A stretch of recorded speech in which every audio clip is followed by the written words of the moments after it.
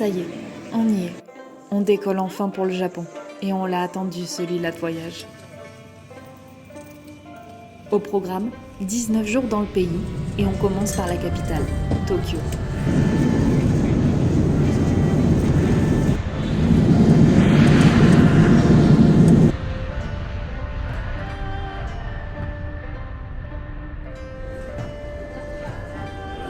Le vol a été long, mais pas autant que la préparation. On a vu et revu l'itinéraire pendant plusieurs mois et il s'annonce chargé. Alors, pas question de trop se reposer. Et une fois qu'on a compris comment fonctionne le métro et qu'on a posé nos grosses valises à l'hôtel, direction le temple Sensoji dans le quartier d'Asakusa, un incontournable à Tokyo. Avant d'arriver devant le temple, on est tout de suite impressionné par l'immense lanterne qui ouvre la voie sur Nakamise-dori, une rue marchande qui nous accompagne jusqu'à l'imposant complexe bouddhiste. Et avec la nuit qui arrive très tôt à l'automne, nous sommes directement plongés dans l'ambiance japonaise.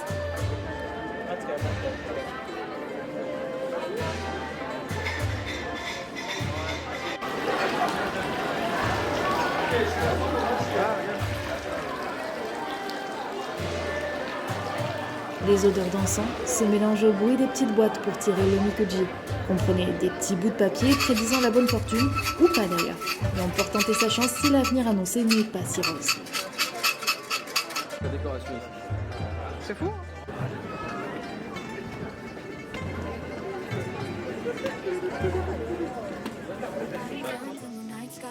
Deuxième jour à Tokyo, on a encore un peu peur à tort du métro. Alors, on commence par visiter ce qui est accessible à pied. Nous sommes à environ 2 km du quartier de Ueno. Alors, on profite d'une petite promenade dans l'immense parc, connu entre autres pour son zoo et son fameux panda. Mais on passera notre tour sur cette visite-là. Mais on a pu voir une petite exposition de chrysanthèmes, symbole impérial officiel.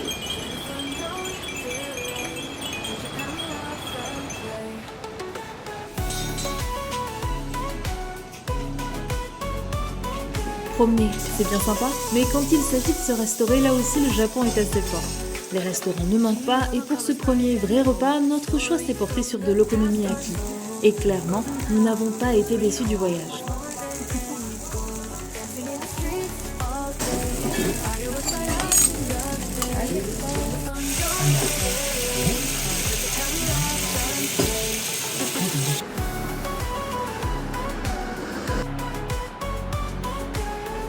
Après une visite rapide du quartier culinaire de Kappabashi, on se rend à Akihabara, le quartier dit geek de la ville.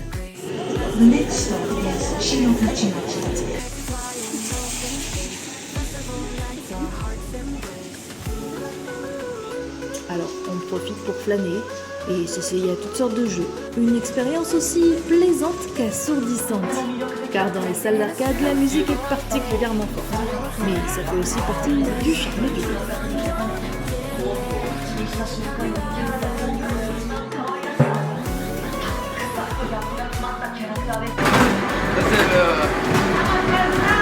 Pierre Pourri.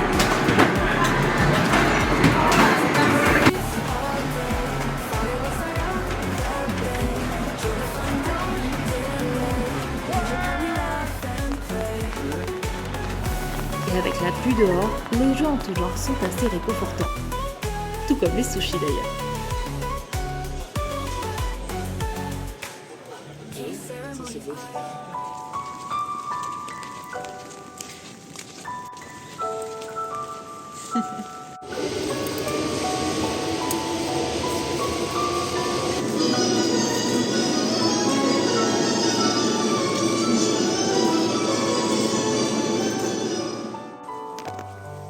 Troisième jour à Tokyo, on traverse la ville pour aller visiter le Gotokuji, un temple dédié au Maneki-neko.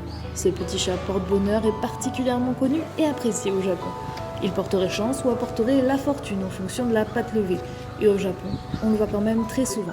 Et dans ce temple, c'est une vraie colonie qui s'est installée ici.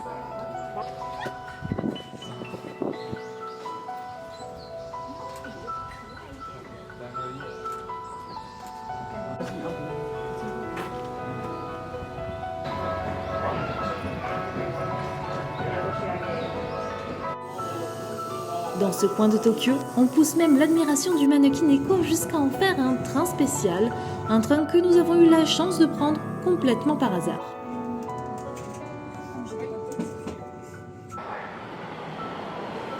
D'ailleurs, en parlant de train, une longue journée de transport nous attend et c'était peut-être pas si malin de notre part d'ailleurs.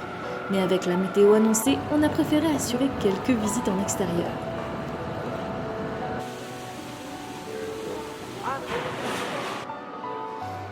La pause midi se fera dans le musée des ramen à Yokohama, une petite ville à environ 1 heure de Tokyo. Enfin, selon d'où vous partez.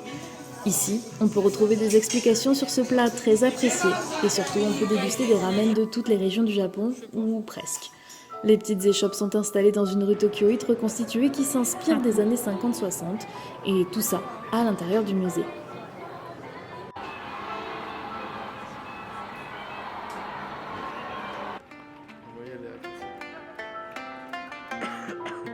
Le ventre bien rempli, on poursuit notre descente vers Kamakura pour rencontrer l'immense Bouddha.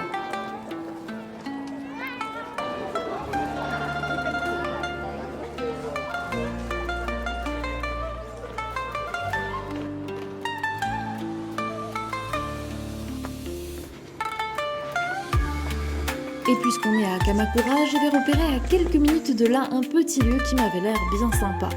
On joue un peu la montre car la nuit nous rattrape, mais on décide d'aller découvrir un sanctuaire dédié à Inari, cette divinité à l'apparence d'un renard. Et on a adoré.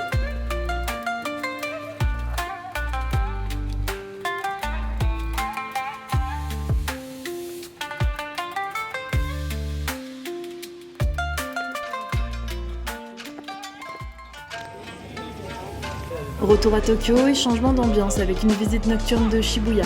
Si quelques heures auparavant nous étions seuls dans notre petit sanctuaire, ici, dans les différents temples du shopping, on y retrouve beaucoup plus de monde. Forcément, en étant ici, le passage vers un Pokémon Center et le célèbre magasin Nintendo était un incontournable. Alors Shibuya, c'est forcément ses buildings, ses magasins.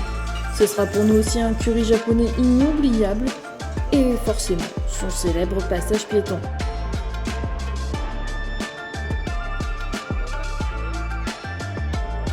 Halloween étant le lendemain, la sécurité était renforcée, mais rien d'invivable.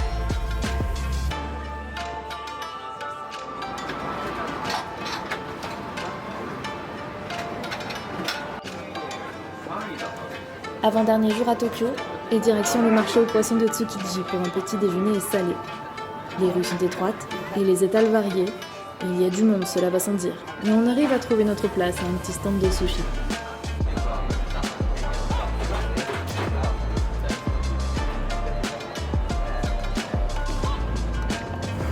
La journée continue et à présent nous nous dirigeons dans les jardins de l'empereur. Un beau moment pour flâner et admirer la beauté de la nature japonaise.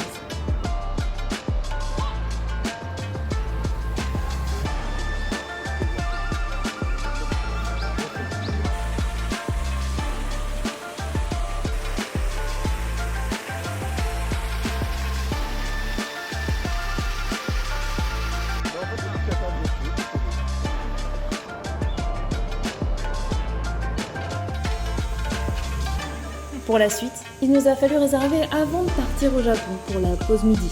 Nous sommes allés dans un restaurant à la thématique ninja. Honnêtement, une bonne expérience, mais ce n'est pas forcément ce qu'on retiendra du voyage. Après ce repas gastronomique, quoi de mieux pour digérer qu'une rencontre avec Pikachu? Oui, mais dans les années 90, j'ai grandi avec, alors forcément c'était beaucoup d'émotions en ce moment-là. Mais je n'ai pas eu besoin de me jeter dans ses bras non plus. En revanche, oui, j'ai bien craqué sur une des peluches à son fille.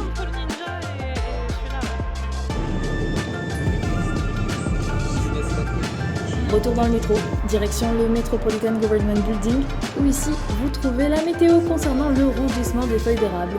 Oui, les floraisons ici, c'est sacré. Mais c'est surtout un endroit où on a accès gratuitement à 2 observatoires et une quarantaine d'étages plus haut. Et par temps clair, on peut y apercevoir le mont Fuji. Si, plissez un peu les yeux, ça devrait faire.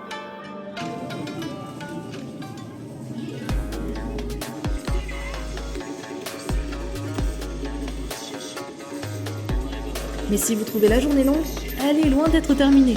Direction à présent à Shinjuku.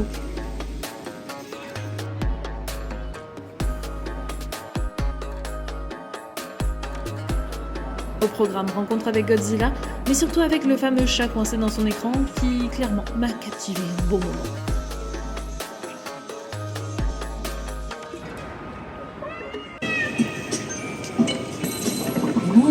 Oui.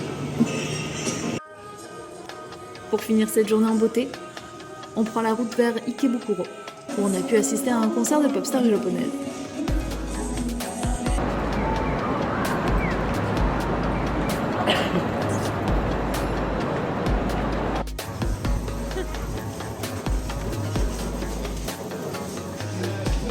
On a aussi tenté notre chance dans le plus grand gashapon de Tokyo.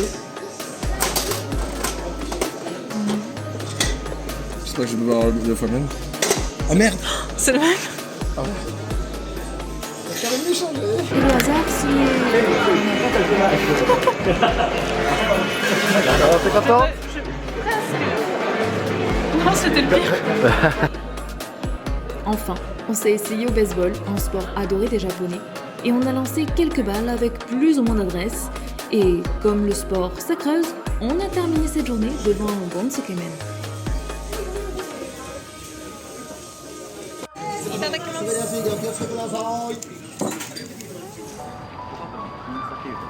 Dernier jour à Tokyo, non sans émotion. Et en ce début novembre, pendant plusieurs jours, de nombreuses célébrations sont organisées au Meiji-Jingu, un moment particulier qui attire du monde, et même sans célébration, le lieu est extraordinaire.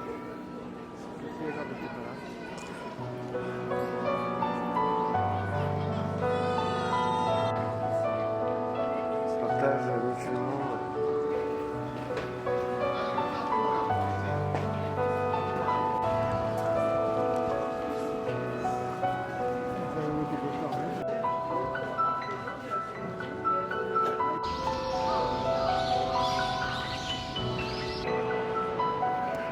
Après ce moment de méditation, retour à Shibuya pour enfin voir la statue d'Hachiko, le fameux et fidèle Akita Inu qui avait été dissimulé pendant la période d'Halloween.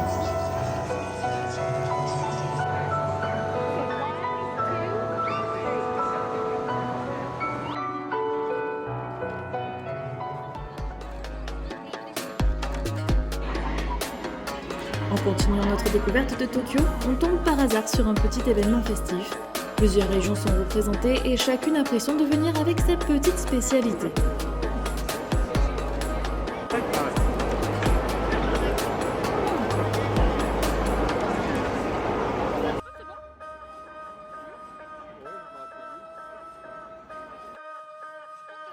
Enfin, direction le quartier de la Tour de Tokyo pour passer un moment au raid.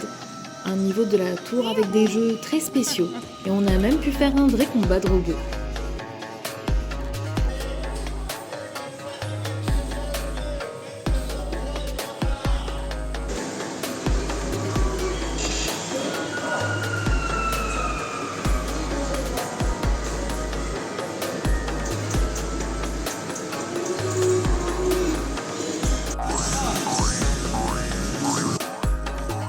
Une dernière journée Tokyo Heat qui nous donne déjà envie de revenir pour en découvrir davantage.